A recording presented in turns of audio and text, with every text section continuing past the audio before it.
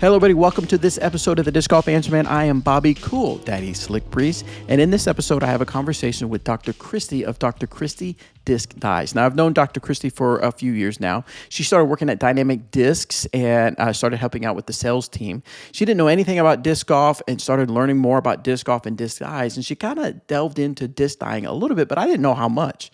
Well, a few months ago, I was on Facebook and Instagram, and I saw a page of Dr. Kristy Disc Dies and some of her dies. And I thought, these are fantastic. And so I reached out to her and said, man, it seems like this business has really grown for you. And she said, yes, it has exploded. So much so she may leave her day job of doing audiology and only do disc dies. So I thought, what a perfect person to have on the show. So let's learn a little bit more about Dr. Kristy and Dr. Kristy's Disc Dies. All right. Hi, Kristy. How are you doing today? I am doing great. I'm here hanging out with you. Nice. Yes, I remember hanging out with you at Dynamic Disc at the warehouse. We were in the same little office area. Of course, they had the cubicles set up, the old cubicles from the old people the diesel company that used to be in that warehouse. But we used to work together there. I could just see the top of your head. That's all I could see. I know, just the top of my bald head. Yeah. But I remember. Well, I mean, I can't remember. How did I figure? I don't remember if you were looking into dying while I was working there. Were you looking into it? I can't remember. Yeah. So Jamie Resco, the sales, head of sales at Dynamic Discs, brought me in, and I honestly didn't. He's just a friend of mine, and I didn't know a thing about disc golf in general. So I came in blind. I just didn't have a clue. But then I started playing. And then right after that, I saw some sick dies, and I'm like, whoa, this is cool. And then just started learning how to do it and picked it up. So I was probably working at Dynamic Discs 3 months before more than that, maybe 3 to 6 months. Oh, really? So, wow. Okay. So yeah, like I said, that's the reason why I had you on the show, because I thought it was really cool to watch you, your business grow. And I'm seeing it on Facebook, on Instagram. So you basically were like, wow, these are some cool looking discs. I want to make them myself. Was kind of the start of it all? Yeah, really. The first thing I did was once I just got on good old Google and YouTube and like everybody else and just watched how to do specifically cells. In that case was my very first one I was like mesmerized by. So I watched a YouTube video, bought the supplies, and I just moved back to Emporia. This is hilarious. I was living with my father, and embarrassingly so at my age, but I'm set up in his basement, and let me tell you, dyeing discs is not a clean thing, and he is. So that was when I knew it was time to get my own place, was when I started spilling dye on his basement floor. Well, you're talking to a guy that lived with his mom and dad for probably like almost a year. Yeah, good for you. And I was 49, going on 50 at the time. So yes, I know the feeling. I know the feeling. Yes. Sometimes you got to do what you got to do. That's right. So here's the thing though, is that, well, your website is Dr. Kristy Dies. Is it drkristyddies.com? Disc Dies. drkristydiscdies.com. Because that's not just a thing you put in front of your name. You are a doctor. Tell us a little bit about what your profession is. Well, it's funny because a lot of people think that I'm just some dude, selling discs named Dr. Kristy. And that's not, because they say, oh, I thought you were a guy and you're really a doctor. Yeah, well, yes, I am. So I'm a doctor of audiology, which is hearing and balance. So I do treatment and diagnosing of those types of disorders. And I am currently still employed by a company and doing that, although I'm on hiatus. So bringing it back around, the business has taken off so exponentially. Mind-blowing. I had to take the hiatus from my doctor job, which pays much better than selling Frisbees that have colorings on them, but it has exploded so much that I just thought to myself, if I could invest my time that I invest in my full-time job into this, I think I could make it. I could make it something where I wouldn't need to go into the clinic and see my patients. I love my patients. I just don't necessarily like going into an office every day. So, Sure. yeah, I mean, and I'm like, why not? So the last 4 months, I've been on hiatus, just literally working this job. And now I don't know that I'm going back Oh, because wow. I'm trying to do 1 day a week currently, and that's even tough. So it's just great. It's Yeah. fun. It's an adventure. That's awesome. So let's go back to the little bit about the process about you learning it. So you got on YouTube, jumped Yeah. around, learned some of the process. Now you said something about the first thing you learned about was cells. Did you say cells? The cell dye. It's a style, a type of dyeing. Okay, tell me a little bit more about that. So I have an example. You want me to show you so that way Yeah. while you know like which one. So lighting might be strange, but that's a glitch there with some cells. I got a couple in the front here that let me grab. Here you go. Here's your salt. Oh, nice. So those are cell dyes. And the reason they're called that is if you look, they look like, bubbles or cells. In this one, you can really see that example. Oh, okay. So like they look like, DNA, RNA, like human cells to me. So that's one style, and that's the style I originally learned doing. It's one of the most popular styles. So after watching a video or two, I bought the ingredients, and after many 3 or 4 epic fails, I just kept going though, and I would see what I was doing different, and I watch a different YouTube video. Yeah. But in all actuality, I only watched probably 2 videos, and that just took me off. And then once I got it right, I just improved on my process. I didn't go in and say, well, what are these other guys doing? Right. I just took mine and just kept going and going until I started getting the things that I was looking for in the cell dye. So, Gotcha. Was there anything that surprised you when you learned the process? how messy it is. How messy it is now.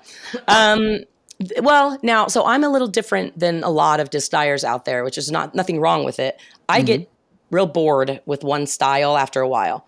Okay. So I went on the adventure of learning all the styles, really. And so I've got, there's spin dyes you can do. There are lotion bed dyes you can do. There's shaving cream dyes. There's stencil dyes. So to answer your question about surprising, yeah, those stencil dyes are the ones that really, I had no idea how much time was going to be involved in those. Really? And it may be that I'm not that good at them at this point, but it's a process. And some of the art that people can do just with using stencils and painting, with stuff, it's pretty impressive stuff. So you offer a bunch of different style. I'll be honest with you. I mean, I know I've seen the different styles. Visually, I thought, oh, that looks different than what that is. But sure. How many different styles are there as far as the approach to dyeing a disc? So the ones I mentioned, so we have cell, lotion, and within each of these are several you can do. Glue beds, I forgot to mention. Shaving cream, there's spin dyes, there's stencils. I know I'm forgetting some. That's good enough. Those are the most popular ones. About six different styles that you can do. Correct. And then in each one, there's so many different styles in each of those. So, lotion, you can do like, I got another one here. Oh yeah. Look at this sucker. It pops. That one? Oh my gosh, that's gorgeous. Okay, so audio listeners, I reminded you in the intro to make sure you go to our Instagram because I'll post some of these out there so you can see visually what we're talking about. But yeah, that's amazing. That looks so good. Kind of hard to see with the lighting, but yeah. So that's a lotion bed.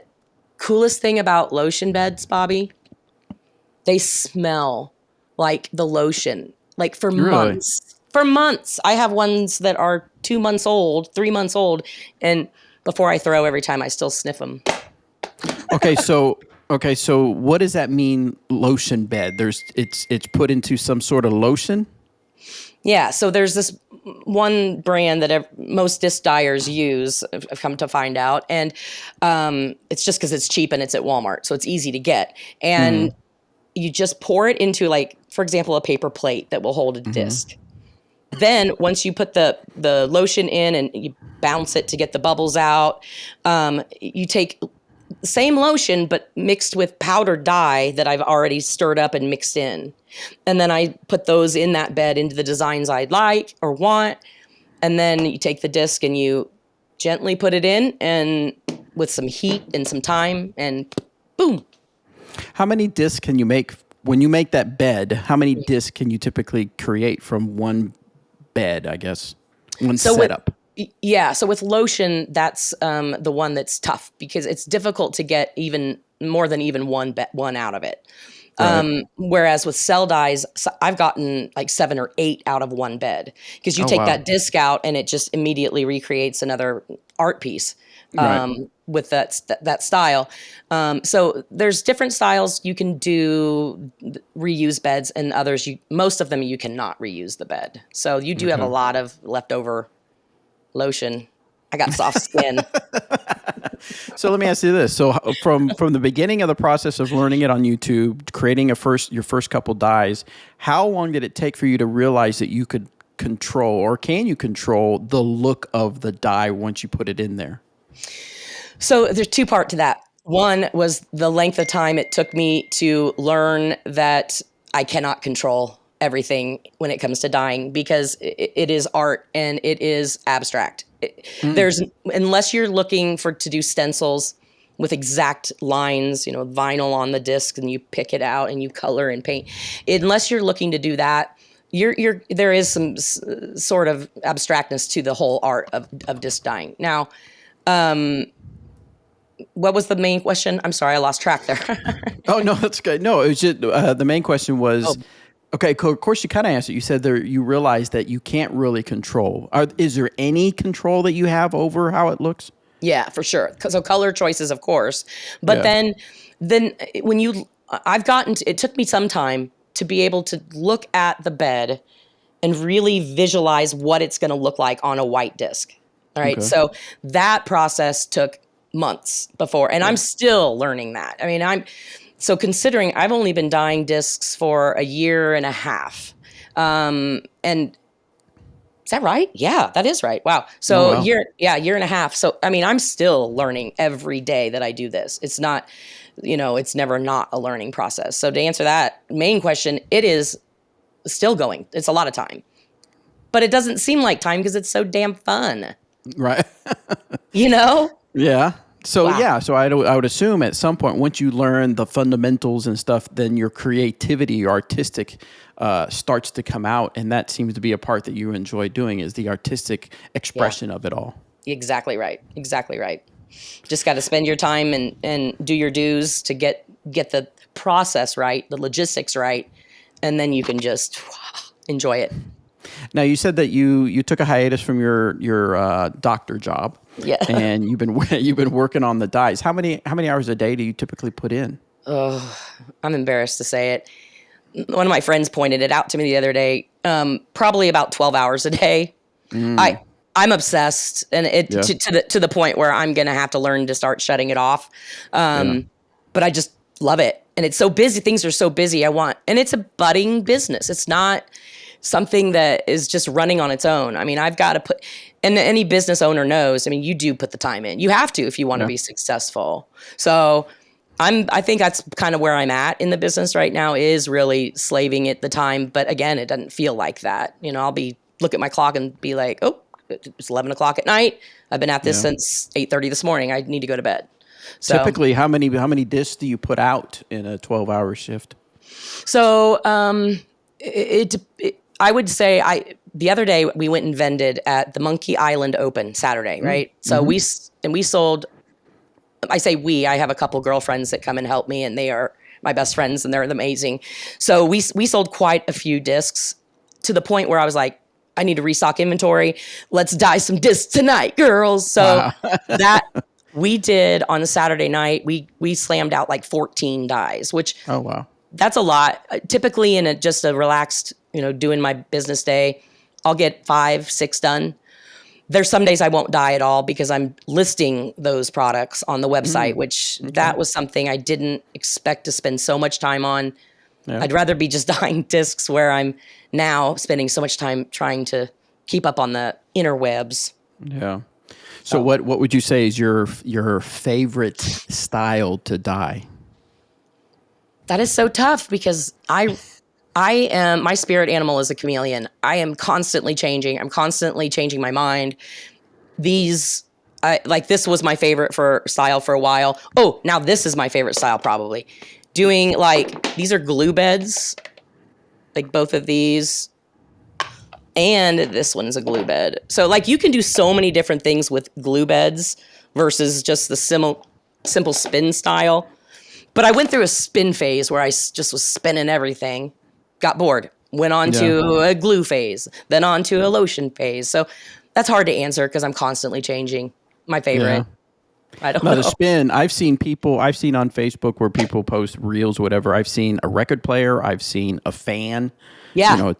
What do you use? I have a pottery wheel, and I Oh, I didn't see swear about by it. that. Yeah. Most people that I see are using a turntable, a wiki wiki, Yeah. But I love my pottery wheel.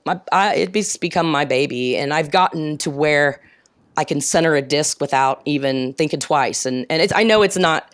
So when I have people come over and dye discs over here, which we have dye parties often, Oh, nice. that's one of the harder things for people to figure out is how to center a disc and get but it's just the habit, muscle memory type stuff. So, I love the spin dyes. I'm on my pottery wheel. Now, so because things are unique, I'm looking at one of your right now. I can see a Latitude 64 Savior. There, it's like a yellow, then it kind of goes out to a kind of a gradient red. I mean, it looks fantastic. Are you talking about that? That's exact one. Yeah, man, that's just the way it looks. How Simple. long did it take? How long? So that's not hard to do, to have that gradient fade in. So it's way more time consuming than just straight lines. That one would take me just as long as doing, wait for it, because this will show you the difference in, oh, dadgummit. Oh, it's sold and I was shipping it out. Never mind. It's not here.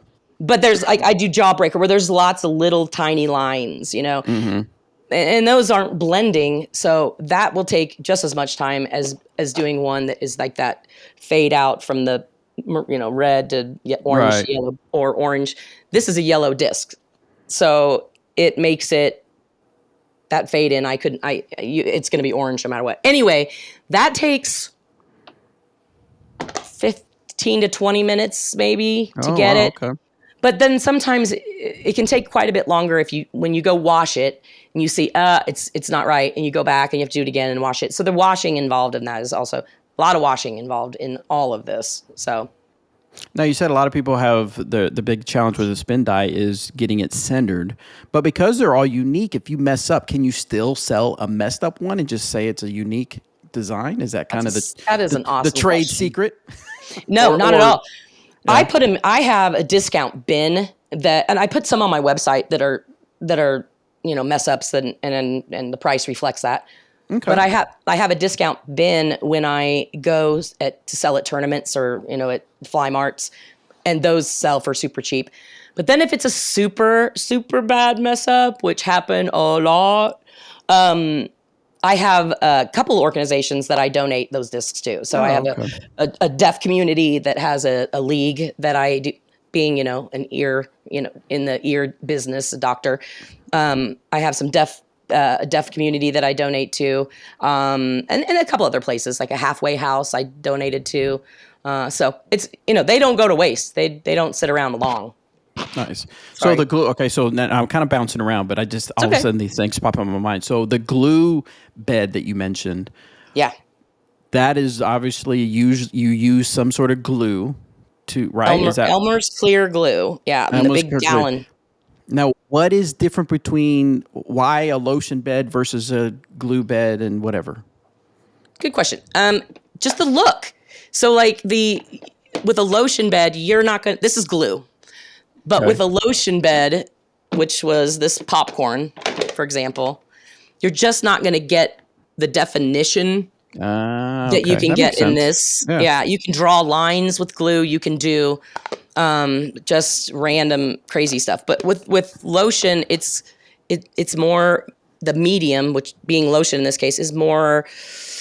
The viscosity is it's completely different. And so Right. your colors are going to blend and bleed in together or not versus, either which way. So there's a Okay. lot of manipulation things involved in each of those styles of dyes that, just different. Okay. Yeah, that makes sense. So I want to jump over to the business side because you mentioned that Yeah. that was maybe a thing that maybe you didn't. I mean, obviously we knew you had to sell, so it's a business. But Right. what are some of the things? No. Let's go back a little bit more. So you start creating little discs because you thought it was a cool thing, a cool process. You liked the way they looked. How did you go about saying, okay, I'm going to turn around and I'm going to sell this? Did you just start telling friends, or how did that work? Good. That's an awesome question too, because this comes up so often with other disc dyers, especially people who are wanting to try it. I started dyeing. I feel bad for all of my people I worked with at Dynamic Discs because I was dyeing these things and then bringing them in and like, look at this. And it was not good. It was not that great. And they were just like, yeah, that's so great, Kristy. So I went, you were there probably for part of that. I don't know. I'm sure. Yeah.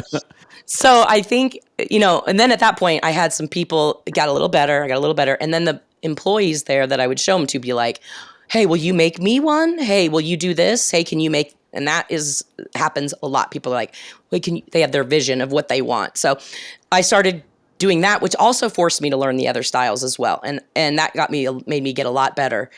And then started giving them away. I would always say, you can have one free one. And they'd be like, sweet. And then they'd come back for another one. And then I would, charge them the normal price. And then people started saying, you need to sell these, you need to sell these, you need to sell these. So last Christmas, I said, okay, over Christmas, going to figure out this whole Shopify thing or website, and created it. And it took a month or two and popped them on there. And now, it's trucking along. So how do you go about it now? How are you growing and expanding? What's kind of your social media there? As much as I hate, I am not a social media lover of any sort. But it's a necessity. And I do like getting on there and posting the videos and my ads and my things like that. Cause it can be fun creatively, but I just as soon be down in the basement dyeing my discs though too. So, the social media is how I got it out there. And I ran a couple ads where I paid for the ad. That helped drive the traffic in. Like right now we're running another way is we're running a fundraiser for Earth Day. The pine, the West Side pine. Oh yeah. PINE. Yeah. Okay. So super popular disc in a sense, but it's they don't release them very often. So we got our hands on a bunch, and we are doing this project where if you buy a white pine, you will plant one tree it's onetreeplanted.org. It's an organization. Mm-hmm. So it's for Earth Day, we're going to, every sale, we plant a tree. And then if they want it dyed, it's a little bit more, but we plant 2 trees nice. for every purchase. So it's kind of cool, just doing stuff like that. Then it drives people who like pines to my website. And then, so there'll be another one that, to drive people in for my MVP discs or my, Clash or whatever. So just doing projects seems to be helping, growing that social media, base. Followers. Was there anything about the business side of things that you didn't expect? Yeah. The having to be organized and taxes. There's taxes. Yeah. And that's fun. I did that all wrong for the first year, so that's okay. You need to teach me. Yeah, right. Much to my accountant's chagrin, she's just like, "Ugh." But you just got to pay attention to your profit margins and and I don't know a thing about business. I didn't take business classes when I was in school or in grad school. Well, I took one, but it didn't help me with this. So, I've been reading up on businesses and, business 101 and just trying to learn some things, so it's been a process, and that still is a process, knowing what the heck I'm doing. So I don't know what I'm doing in that. What are some of the top things that you were like, oh, I wish I'd have known that the first, starting out? Probably creating the postings of the discs. So, because Oh yeah. like I would have to spend 15, 20 minutes just trying to figure out what all to put, what all do people want to know. And then at some point, some guy messaged me, whoever you are, thank you for doing that. He's like, dude, you need flight numbers on your posts. And I'm like, Oh oh yeah. crap. Why? Yeah, of course I do. Why wouldn't I have done that? So Yeah. about a year into it, or no, 6 months to a year into it, I ended up having to do it. So these listings and like learning what all should be in there and what looks right, what doesn't. Because, I got to remember, I'm still new to disc golf in the sense of, I've been playing now for a couple years, we're coming on 2 years. Yeah, coming up on it in a couple months. So, I'm just learning what a hyzer spike is, let alone, what flight numbers are. So, or anything like that. So it's it's a learning process, but man, is it fun. Nice. Yeah. So I was going to ask you, what was the other question on the business side? So the business side, so what you're learning is, so you use Shopify. That's what it was. You use Shopify. Yeah, And I do. I've been using Shopify for the misprint store that I started for Class Disc. And Oh, that there you is, so yeah. So what I was going to ask though, leading up to that, is that I noticed also on your website is that it has white discs. So you actually sell to other people that dye discs. Yes. Yeah. So Thanks for bringing that up. That's part of yeah, the other half of my business that I hadn't yeah. mentioned. So what was the whole thing? Why did you wanted to do that? Well, it was hard for me. It wasn't terribly hard, but I noticed it was difficult online to go find white discs to dye. Yeah. I wanted other brands besides Dynamic Discs or Trilogy, because I had been, working there. I get to, in the warehouse, let alone, I get to see all the white Right. discs. I know that there are jades right now. I know there are truths. So I'm going to buy those, right? So I had the in and a lucky way to be in the presence of what is available, whereas everybody else who is a disc dyer out there, and I am amazed at how many there are, don't have access to those white discs. So I'm like, okay, so I'm going to make half of my business be my dyes. The other half is that I sell white discs to other disc dyers out there. And I've got some behind me, but I've gotten quite the inventory now. And so I've Really? got, yeah. So I have various brands in stock and various molds, and it's taking up my whole house, and I love it. But it's like half of my business, probably. That about half of the orders are white discs for other disc dyers around the country, and that's fabulous. So Are they typically buying like onesies and twosies, or they're buying like packs of white discs? both. I get both. I get a Both? lot of Okay. onesies, twosies, but I just got an order. Thank you out there for 20. So Oh, wow. yeah, there's it's a good place to get molds, and I'm good about keeping in stock a lot. I'm not afraid to stock up on something if it to keep it in. I So think that's great. it's working out great. It's kind of follows that whole see a need, fill a need type thing. Absolutely. It actually reminds me of a long time ago when I lived in Bartlesville, Oklahoma. I worked with a guy. He was a X-ray tech, and it was for the hospital in Bartlesville. Anyway, he had a buddy of his who wanted him to go in business with a place called Quench Buds, and it was basically those.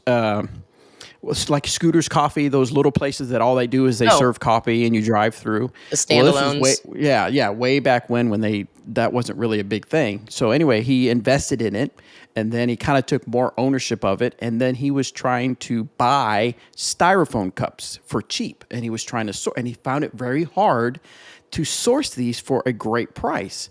And so he started reaching out, doing more research, and he found out that he could buy certain quantities from a place, I don't know where, Right. but at a deep discount. And he thought, if it's hard for me to find it, I wonder if That's it's hard it. for all these other people. So he started buying larger quantities and selling it, and that became the business. Yeah. So he had these little standalones, but his major business was selling containers and styrofoam Yeah. cups and other size containers to people that needed that stuff. I just Yeah. think that's so cool. And that's so cool. exactly what happened with me. And same thing. So any other disc dyers out there, come hollering. I got whites.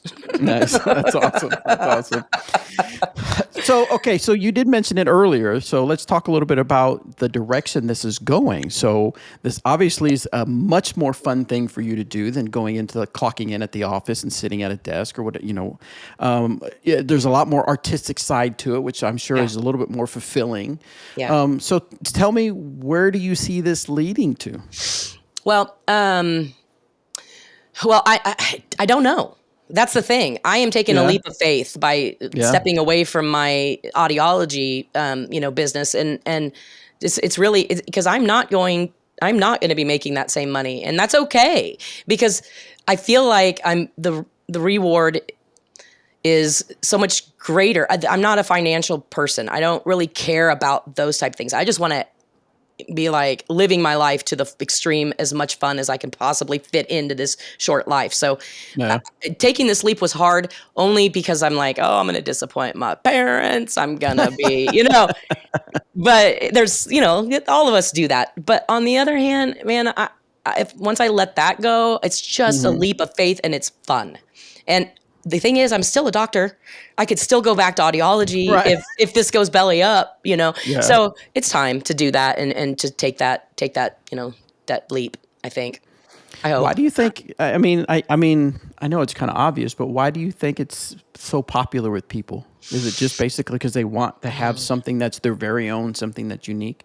I think uniqueness. I really do. That's the word I was going to say. I do.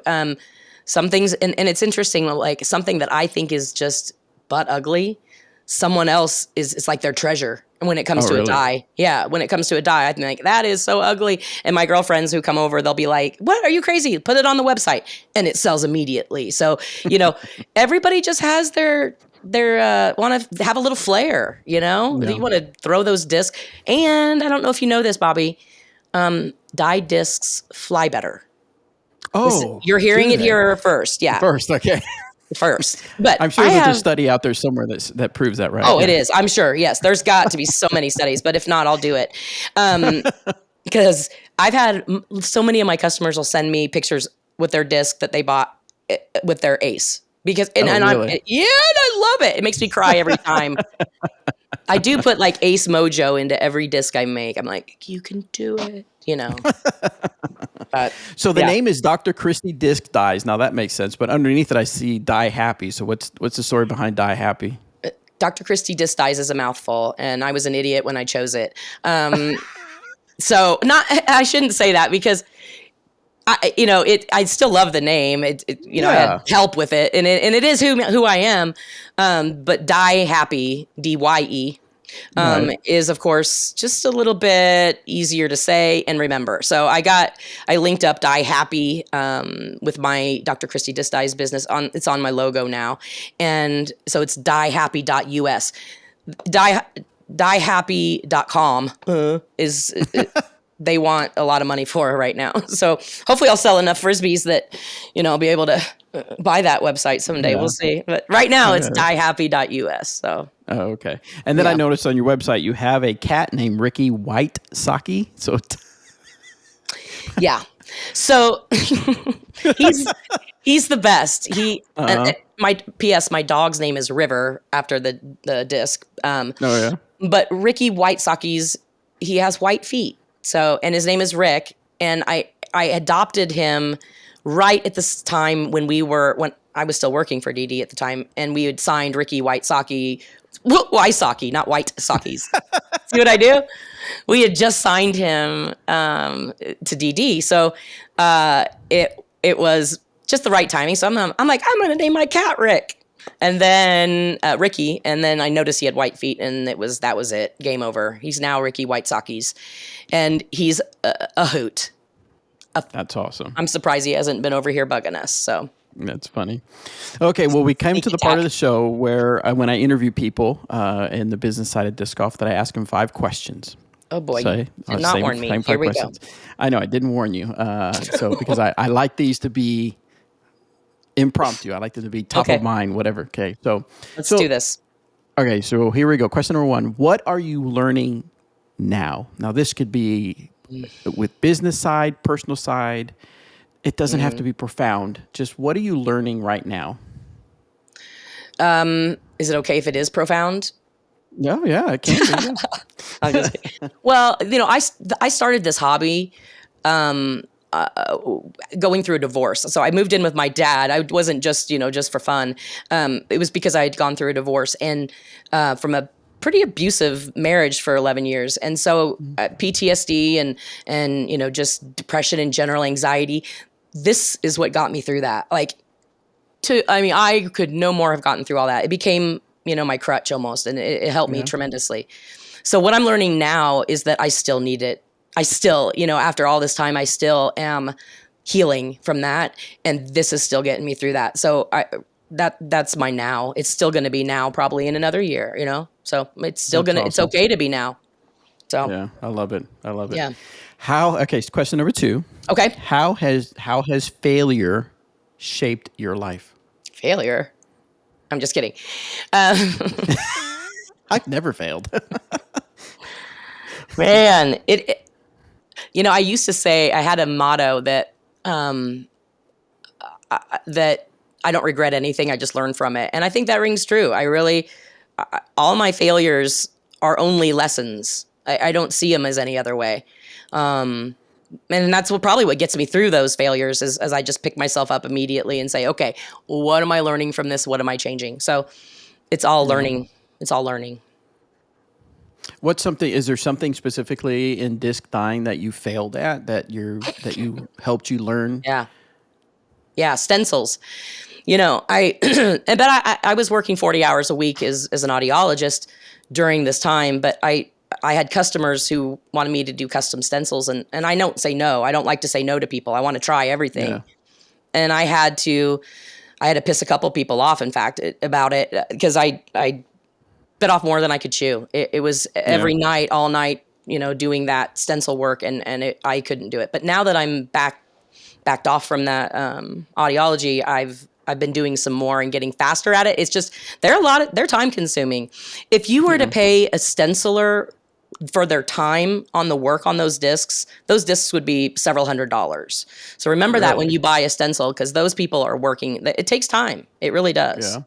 Yeah, it's hard Do work. you separate that on your website where people can know it's a stencil or a certain type of die? I don't know that I do. I just put the pictures up, and it's, art is art in that sense, I think, when I've done that. I don't know. Maybe that's something that needs to improve on the website too. That's what I try to do, is just improve it every time and make big changes. I'm not afraid to make big changes. Let's go. I just wonder if as disc dying gets more popular, you may have some people who are like, man, I really want a spin disc. I want to see what selection they have, So, I'm working towards getting that an option on the website where they can say, select any of my white discs that's in my business, and then tell me what style they want and what colors they want, and bing, bang, boom, shipped out. So that I'm working toward that. It's just, it's tough. I'm not an interwebs person. Well, you're doing fantastic. If anybody knows how, let me know. Question number 3. Okay. Who do you know that I should know? My dad. Really? Why is that? I'm not going to choke up. He has helped me so much in this business. Like when I was audiologying, that's how I call it now, audiologying.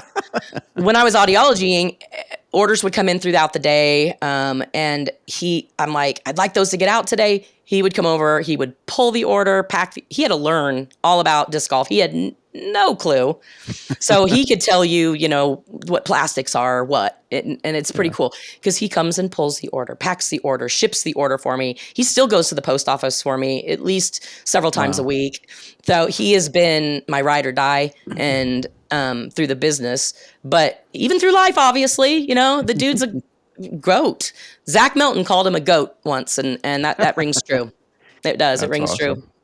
All right. Well, shout cool out guy. to your dad for sure. Yeah. I'm anxious for you to meet him. He's cool. Oh, nice. Yeah. All right. So question number 4, what have you read or watched that I should read or watch? Oh, man. That's a really tough question because did you remember how many hours a day I'm doing this? So maybe Forensic Files to go to sleep at night. That's what I watch. Is that what you watch? Okay. I love his voice. I used to binge that on Sundays. I don't know what channel it was. Maybe it was TBS or something that would have it was one of those. Yeah. I just put it on like 3 hours worth of it and just listen to his voice just talk me to sleep. I know I probably shouldn't have subliminal like murder messages, but I know, right? it's just that You're gonna nice. wake up suddenly. I want to off Yeah. someone. Why is there a knife in my bed? What? Yeah. Anyway, No, all I right. don't know. That's a tough one. I don't know. All right. Last one, number 5. What have you done that I should do? Jeez Louise. I don't know what all you've done or not done. Well, just it doesn't matter. That doesn't have to be something that I haven't done. What's just something in your life that had such an impact on you that you thought people need to do more often? Or Spontaneity. Just Really? go. Just do it. If you're thinking about doing something, do it if it's good for you, not if it's bad for you. Sure. And then deal with the repercussions of it later. I do that, and like I think it's great. I really do. Spontaneity is the key to the spice of my life, at least. So I hope you have that. Yeah. Be Do you have an example? Be spontaneous. Be spontaneous. Do you have an example of something that happened recently that was spontaneous? Well, a spontaneous decision. Yeah, my girlfriends and I decided we're going to go vending our discs at Worlds in Vermont this year. We're going to road trip it. Oh, that's awesome. We're driving. That's fantastic. Because I have so much inventory, we're going to drive it. Yeah. So Nice. I have a feeling I'm pretty sure I'll be there for Class Disc, so I'll get to see you. That's cool.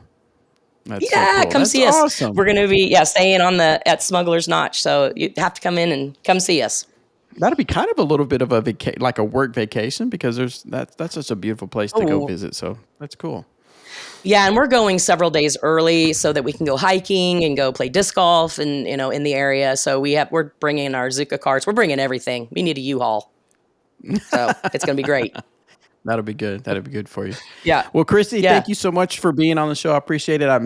It was so nice learning more about your business, and I think it's fantastic. I love the story of you discovering something because it interests you, and then you learned about it and you failed at it, but you got better at it. You got better at it.